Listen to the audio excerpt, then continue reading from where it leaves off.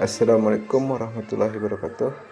Perkenalkan, nama saya Andra Jafrialdi dengan NIM 24089076. Dalam kesempatan ini saya akan menjelaskan tentang data dalam metodologi penelitian yang diampu oleh dosen Prof. Dr. Gusril MPD dan Dr. Ahmad Khaironi SPD MPD. Baik, selanjutnya masuk kepada materi pertama, yaitu latar belakang. Dalam satu penelitian, data memiliki peranan sangat penting karena menjadi dasar dalam pengambilan keputusan dan penarikan kesimpulan. Tanpa adanya data, penelitian tidak dapat dilakukan secara ilmiah dan sistematis. Data digunakan untuk menjelaskan suatu fenomena, menguji hipotesis, serta memberikan informasi yang akurat mengenai objek penelitian. Selanjutnya, pengertian data. Data adalah sekumpulan fakta, informasi, angka, maupun keterangan yang diperoleh melalui proses pengamatan dan digunakan sebagai dasar penelitian. Data menjadi komponen utama dalam penelitian karena digunakan untuk menjawab rumusan masalah dan membuktikan hipotesis.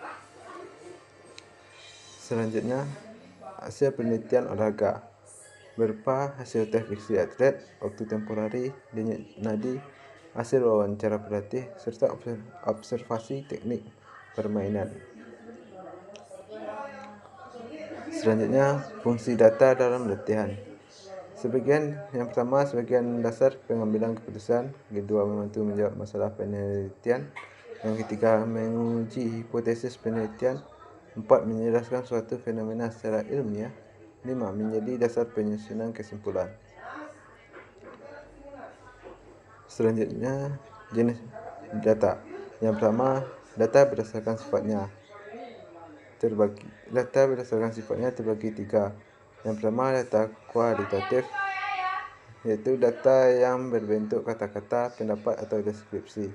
Contohnya, motivasi atlet, pendapat pelatih, sikap siswa terhadap olahraga, serta ciri-ciri tidak berbentuk angka, bersifat deskriptif, menjelaskan fenomena sosial.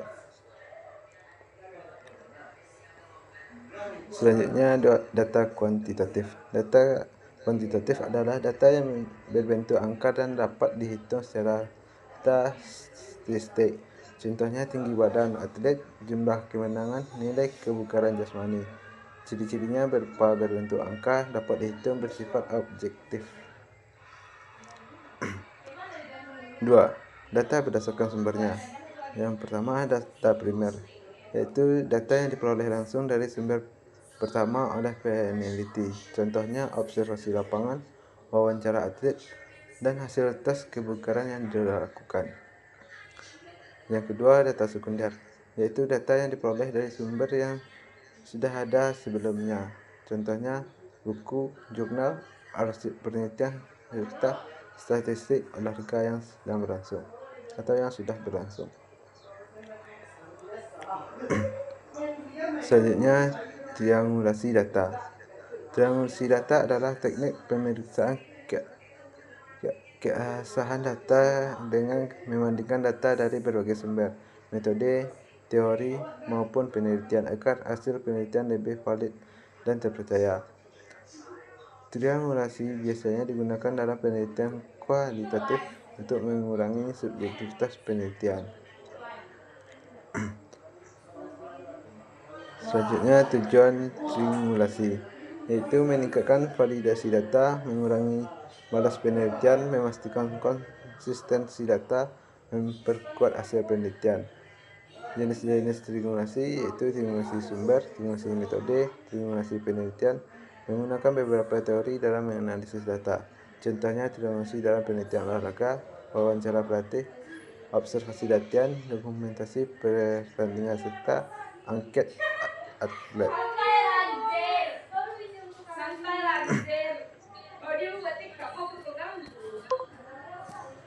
Selanjutnya, contoh tabulasi data.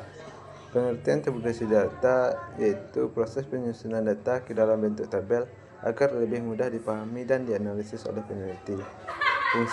Fungsi tabulasi data mempermudah analisis data, menyederhanakan data penelitian, mempermudah pembacaan hasil penelitian, dan membantu pengelolaan statistik. Selanjutnya, kesimpulan. Data merupakan bagian penting dalam penelitian karena digunakan sebagai dasar dalam pengambilan keputusan dan penarikan kesimpulan. Data dapat dibedakan berdasarkan sifat, sumber, dan waktu pengumpulannya yang dilakukan oleh peneliti. Sekian presentasi dari saya. Kalau ada kata yang salah, mohon dimaafkan. Sekian dari saya. Terima kasih. Assalamualaikum warahmatullahi wabarakatuh.